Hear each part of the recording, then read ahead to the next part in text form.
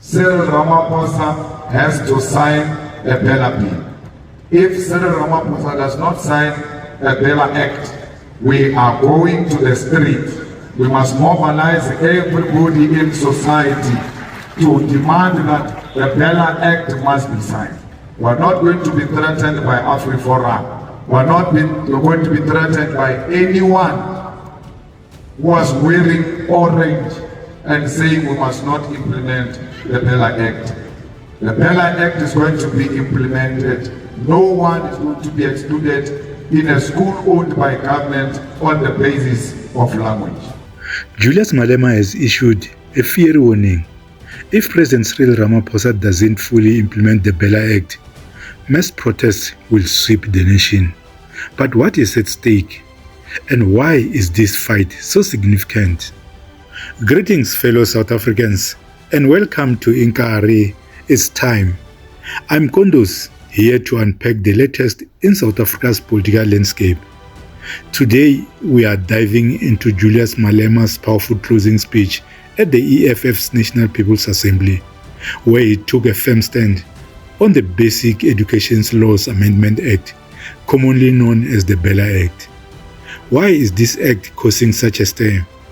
And what does Malema's ultimatum mean for South Africa's education system and the country at large? Stick around, because we'll break it all down for you.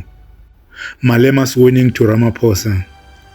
On December 15 at the Nasrec Expo Center, Julius Malema made it crystal clear, open quote, "If Cyril Ramaphosa does not sign the BELA Act, we are going to the streets," close quotes.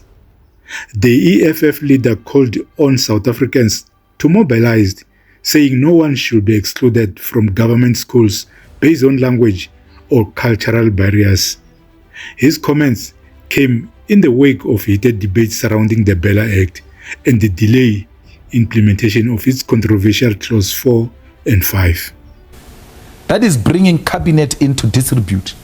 The president should have fired that minister there and there, because when you are there, you are no longer serving the DA constitution. You are serving the South African constitution. This has failed even in practical terms, not in theory. The BELA bill exposed these people for what they are: a marriage of inconvenience, a DA-led government. It's not an ANC-led government. It's a GNU. Helen told you, where I went to him, he said, let me lie to them and say it's a government of national unity, because if I tell them straight that it's me and you, they are not going to agree. So it has failed. Whether they are in denial or not, it has failed. They are going to fight on NHI. They are going to fight on NPA, because the reason why you see the Communist Party taking a posture it is taking, you must just look at where does Gwede Mantashe stand in all of this. Right. That's why the Communist Party does not agree, because they know there is a crocodile waiting to swallow them. What is the BELA Act? The BELA Act seeks to amend South Africa's education laws to make schools more inclusive, especially concerning language policies. This has sparked sharp divides. Supporters like the EFF argue the Act ensures equal access and remove barriers rooted in language or cultural exclusion. Opponents, including Afriforum and some DA members, claim the Act threatens school autonomy and cultural heritage. While President Cyril Ramaphosa did sign the bill, Clauses 4 and 5, dealing with the centralization of school admission and language policies, remain delayed due to legal and societal concerns. The issue of the BELA Act, which I issued a statement about earlier today, is a matter that's being handled, but in the end, the President signed the bill, and I've given 3 months for solutions to be found, and those solutions have to be credible.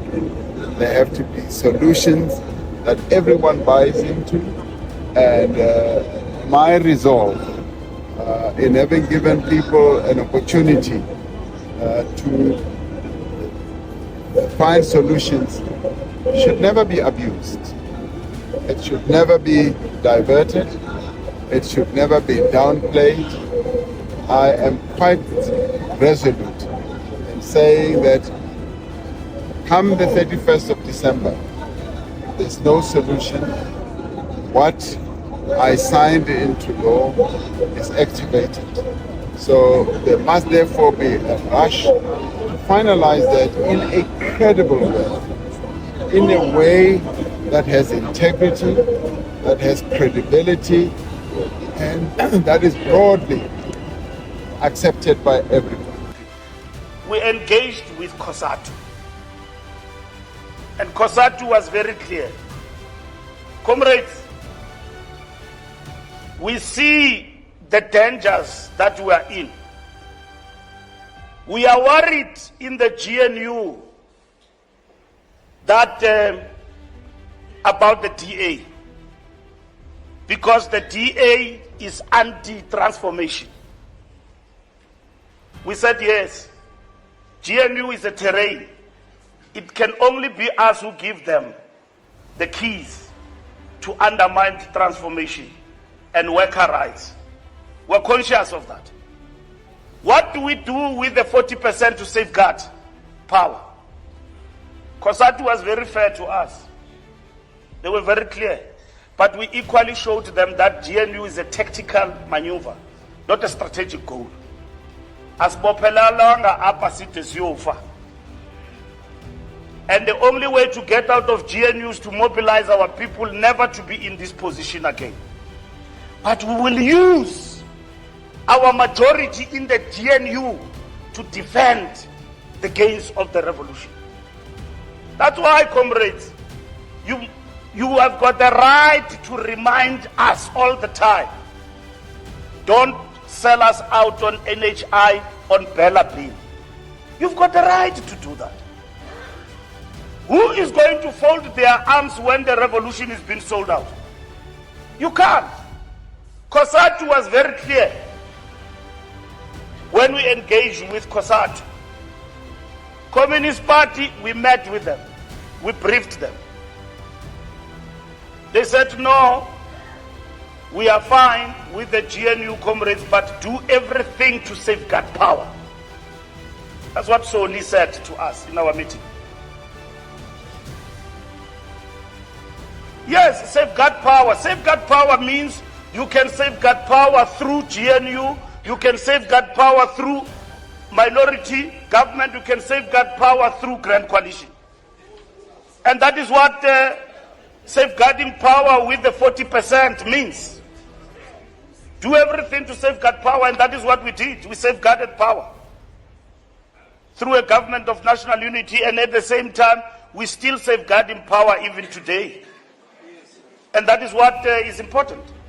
Comrades, show me tactically, where is the fault when we are fighting to remain in power forever and to be a majority. And when you are faced with a setback, you safeguard power in the way you have actually done. The only issue comrades are raising today, including yourself, is the DA participating in the GNU. Because you know what the DA represent. We don't love GNU. Maybe you think we love it. We don't. As if we are in this situation because of the outcome of the election. We will not have gone to talk about Grand Coalition and GNUs if we were in power. If we were in power, we got 50% and we resorted to a GNU. That will be a sellout position. Why nithengisa ngamandla sininingile no for me GNU? Why the delay matters. Earlier this month, the Solidarity Movement claimed it had reached a settlement with Basic Education Minister Siviwe Gwarube, halting the implementation of these clauses. However, the presidency clarified that this agreement holds no legal weight. For Malema and the EFF, the delay represents a concession to Afriforum and other critics. Malema slammed the delay as a betrayal of South Africa's commitment to inclusivity, calling out those he sees as protecting exclusionary practices. What's next? The EFF has positioned itself as a champion of equality in education. Malema's threat of mass protest is not empty rhetoric. It's a call to action that could galvanize public support and reignite debates around language, culture, and equality in South African schools. I have said as president, I am willing to allow those who do believe that a solution will be found to the two clauses that they believe they have solutions for, to give them the opportunity. So I've decided to delay the implementation for clauses 4 and 5 of the bill by a period of 3 months. The rest of the act is implemented immediately. For 3 months, I allow 4 and 5 to have those engagements. This will give the parties time to deliberate on these issues and make proposals on how the different views may be accommodated. Should the parties not be able to agree, I want to make this clear, should the parties not be able to agree on an approach, then we will proceed with the full implementation of all the parts of the bill within a 3-month period. So in making this decision, I am drawing on a tradition of engagement that goes back many years, including the drafting of our new constitution. At the time of the drafting of the new constitution, we had to resolve seemingly intricate differences that had occurred over issues such as the right to strike, language, education, and land. Now, education revolved around language as well. And in doing so, we were able to give each other time to finalize. And on these matters, we were able to find each other. And I believe that this can happen again. It was of great concern to read about President Ramaphosa falling victim to the private lobbying of small interest groups before signing the BELA bill into law last Friday.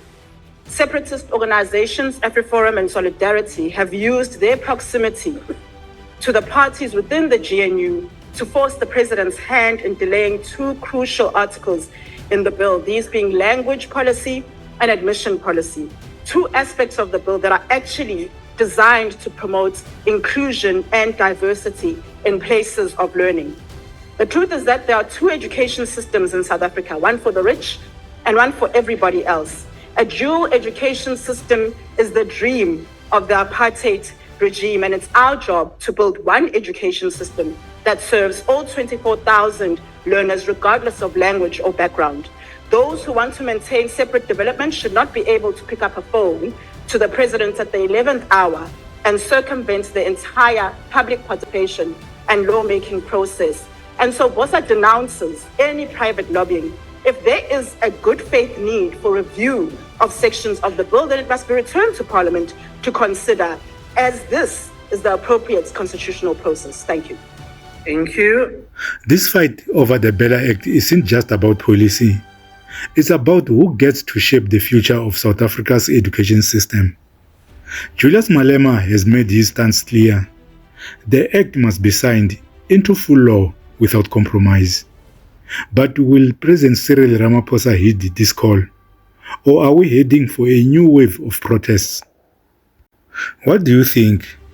Should the BELA Act be implemented as it stands? Or is the delay justified? Let us know in the comments below. Don't forget to like this video, share it with your friends and family, and subscribe to Inkari. It's time for more deep dives into South Africa's most pressing issues. Together, let's stay informed, united, and committed to change. Thank you for watching, and until next time, this is Kondos signing off. Take care.